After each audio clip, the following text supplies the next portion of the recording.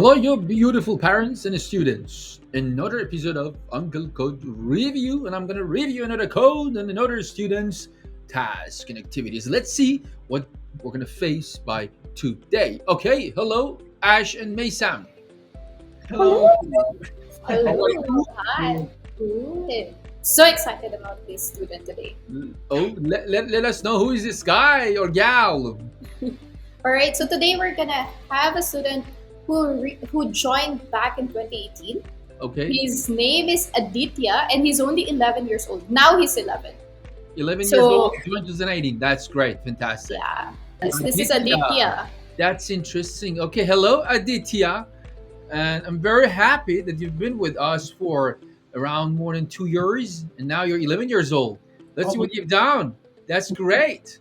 Let us start. So I'm going to share my screen, right? Yes. Yes. Okay, perfect. So let's see what do we have here. We have Tom here, and then we have a color box. Interesting. You create an array of colors: red, blue, yellow, green, and then Thomas Speed. And then here we do have a function. The function apparently draw one score and get the length. That's interesting. So then it goes to 4C in range 4, and then go and pick up colors from the color box. Cool. Change the colors and then draw one side and then 90-degree right and then again back and choose another color. So the drawing technically he's drawing a square with all these colors. Each side will get a different color, and then here he has another count in 50 and this and 20. Why is it like that? There's a big space here. So then so let's run the code and see what's gonna happen. Yeah, that's Oh, beautiful. nice. Look at that. It's 50 squares, which each square has this pattern that the first side is red and then blue, and then let me make it one. So you see, red, blue, yellow, and green. And then when I make it two, same thing will happen again. So because he's going through these colors, so let's see what we can do here. Maybe it's good that one of the things that you can do is your score can get also the color box. Maybe we can make it color box, and then you can give default value. Default value means if people don't pass anything for that variable, then by default will be like that. So you see that it still works.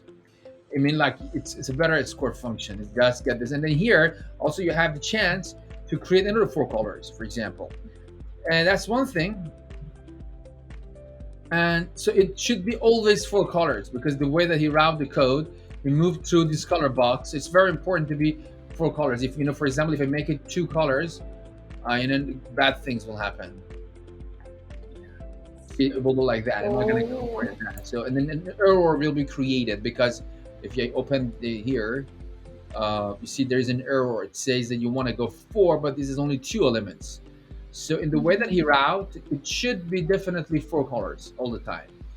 And then for C and C range, so one of the things that you can do here is we can iterate directly into an iterator. I mean, like a list, you can just write for color in color box, Nice. and then here you just write colors. So you don't need to create extra variable because it's implements an iterator. So that's why we can do such a kind of things. And the forward length and the 90. That's one thing that you do have here. So this is my suggestion for this function.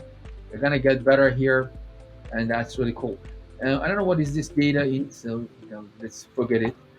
And then here, okay, now we're back to the part that score 100 and 265 by 50. So that's great. What else we can do here is Maybe we can put a 50 in a variable, so we don't need to change it into places. which oh yeah, true. We can here create, for example, a variable, how many scores we're going to write. Let's say we're going to make it count, and we make it 50. So then Oh. here we do have 50. Oh no, we have count.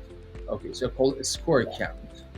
Score count. So then it's 50, and then I will write here score count.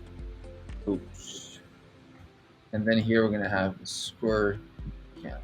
And also I like to create a function here. maybe I can create Okay. geoflower, and then the geoflowers I'm going to get the count, how many we want to do that, and then I'll come down here, and then that would be better. So then, because I don't need to do anything with this, so I will make this underline. If you don't want to use that count, so just make it underline because you just want to repeat it. So you're just going to repeat how many times count. So then here will be your purpose is only just iterate, repeat. So because you want to repeat, you don't need to use the variable, so you can just put it underline. It means you don't need to count. Then score, then you call this function. See, you created another function, higher level function that call the lower level functions, the squirt. That's better. And then we're gonna write down geoflower, and I will say maybe 50. So then the same thing gonna go and gonna happen again. So we don't need a square count anymore. Square count anymore? Which one? The variable square count. No, we don't have that. We don't need that one. We don't need it. And then here, and also you can, if you want to just get the length as well here, so you can make it length to be like that, and then you make it like smaller. Maybe you want to just do something small. Oh, nice. Exactly. And then, so good here. And then you know what? One other thing here, if we can discuss. But anyway, because you want to be four colors, so that means you want to make it specified with the square. Okay, but imagine if you can have a function polygon that can get any numbers. It means not only square, it can be other things, and then so that would be a little different. But you can also go for maybe random colors. Random colors are also good. And, a lot of things can be down here. So that's good for now. Geoflower, square, and we call it geoflowers to start. So this is the main part of our code, main entry. So main entry is here, and then what we do, we just call this, and then maybe I can bring this stuff also at the bottom. Okay, so this is called the geoflower, and, and we don't need to choose a color here because you're changing the color by the way. So all will be there, and I think I do have an error. That input in the line number one. Okay. And so that's all. Perfect. Very good. All Yeah, right. yeah, another code. We look just to take a look at the another code, but this is the one the code that I choose to a little bit modify. Well done, very good, Aditya. It's nice you use functions, and I like when you use functions. And I just try to improve your function and code to a little bit optimize it. So you understood that what I did here. And one of them was default variable, which is really good because now I can play around with the colors. It's not only fixed. Try to not create color at the global variable, the global level, and then use them inside the function. This is not good. Try to keep things contained within the function or make them like what I did here. It's a better way and faster, and also it's easy to maintain your code, especially when you have bug or you want to extend your code to bigger size and other project. And then here, this combination of the function is really nice because you always have the chance to increase and decrease the number. And as much as you want, you can put variable here. Nobody can stop you. For example, let's go for 10 and then make here 100 again, and then let's run it. So, it is a little like that. So you can control all the kind of shapes, and that would be very great. Okay, so that was really nice, Aditya. We just look at your geoflovers, and then I hope you got some points to improve your functions and functions that call them other functions.